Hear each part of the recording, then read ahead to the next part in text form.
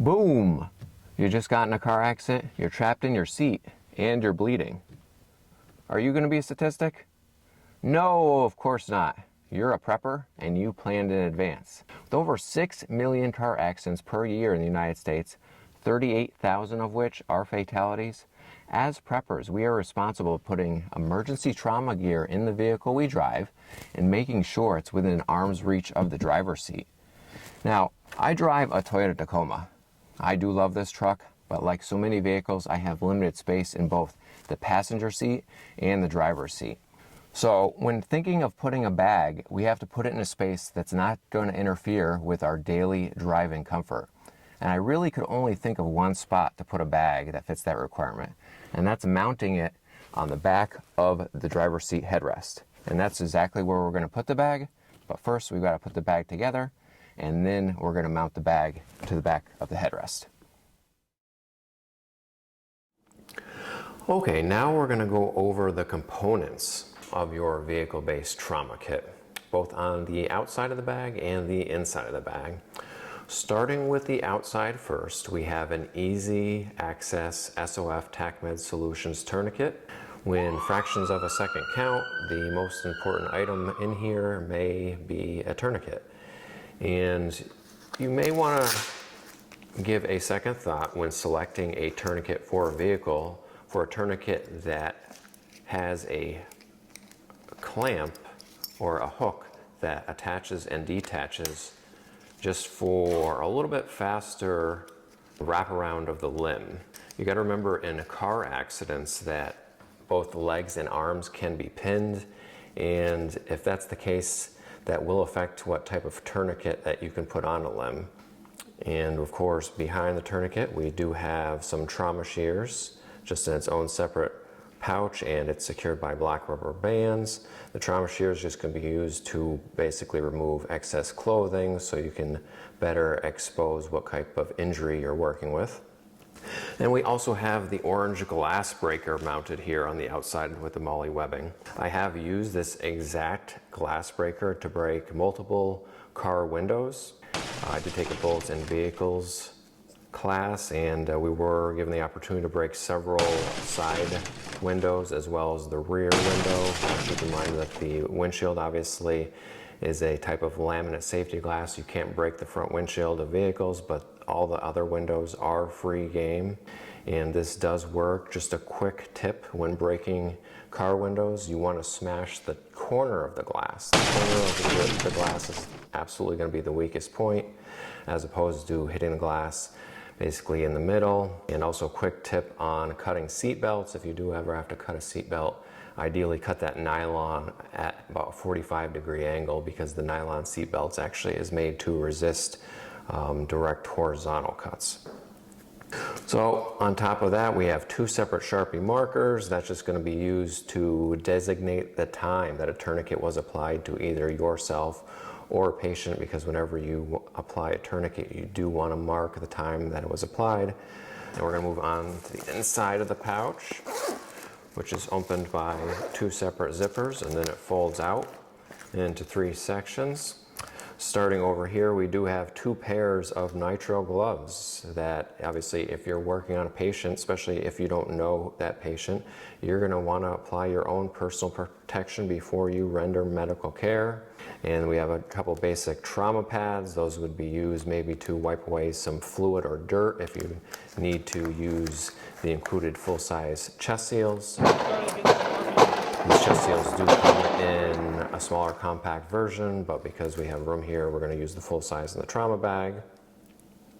We also have three separate sizes and three separate brands of clotting gauze. We have the SAM Simple 4x4 ply, we have the Celox ribbon, and we also have a combat gauze full size. And so you're going to want to use some kind of blood stop gauze in your kit, maybe multiple sizes depending on the injury. We also have in the middle here an Israeli pressure bandage. That's the full size version.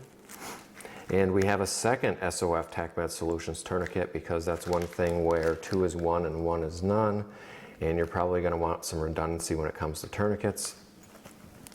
Moving over to the mess pouch, I have one nasal pharyngeal airway. This is a size 28.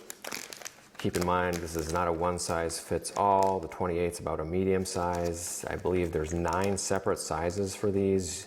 If you have a larger bag, you may want to buy the full set. This is an item that's typically going to only be administered by typically someone who has the medical knowledge of a paramedic or higher. Again, depending on what scene you might be responding to, there might be another individual who has that medical knowledge that you don't. And the same thing also applies for a chest decompression needle. That's only going to be used with a severe lung injury. And we also have a small amount of tape and a small amount of gauze that can be used in conjunction with any of these other components. Okay, now we're going to get ready to mount the trauma bag onto the back of our headrest. And the way we're going to do that is, first you're going to have to select a trauma bag that has a Velcro backing. So on the pouch itself, this is the hook side, and then it also came with this piece, which is the loop side. So we're actually going to get rid of this and not use this, and we're going to come up with our own new loop mounting, and we're going to mount that to the back of our headrest. So what we're going to do is take 2-inch Velcro strips and cut 3 pieces and glue that to the back of the headrest, and that's going to take the place of the loop quick detach backing that the pack came with. Because we want the pack to be accessible in case we need it in the back of our headrest, but we also want to be able to rip it off the headrest so we can take apart the components and utilize anything in there if need be in an emergency situation.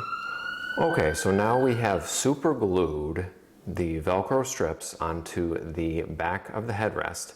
Now keep in mind that this is a Carhartt seat cover that was purchased for the vehicle seats, so I am not super gluing the Velcro directly onto my headrest. Again, this is just a canvas backing that we're using, so I am just super gluing it onto the canvas. And you can see it doesn't look too pretty, but we're actually not going to see this once the bag is mounted. You can do a little bit better job than I did, but I did use the welder super glue. You can use a different type of glue, but you want something that's actually going to remain secure and not rip off when you rip the bag off of this. So now that the headrest Velcro is ready, we simply would just take the trauma pack that already has the hook Velcro on it and press that into the seat, and now we have that mounted onto the back for easy access. But I'm going to go ahead and put this headrest back in my truck and show you what it looks like when you're actually in the vehicle. All right, we're back in the driver's seat now, and I have this awesome trauma kit mounted to the back of my headrest. This is going to give me significant peace of mind having this available to me in case, heaven forbid, I actually need it in a car accident and I need to apply some medical aid to myself, or if I have a loved one in the passenger seat that I need to help, or I may be driving along and come upon a scene of an accident and need to render some medical aid to a stranger. Regardless, if any of that ever happens, I won't be left empty-handed. A little medical assistance like this can go a long way in possibly saving your life or saving the life of a loved one. Now, if you think mounting a trauma kit on the back of your headrest like this is a good idea, please like and subscribe to the video. And if you did subscribe, please leave a comment below and let me know you subscribe, and I'll do my best to respond to your comment. So real quick though, in case you do ever need to grab this, you can see, boom, simple rip off with the Velcro, easy available. You're good to go. All right. Now I'm just going to take a quick cruise through the woods and make sure my 4-wheel drive stays lubricated.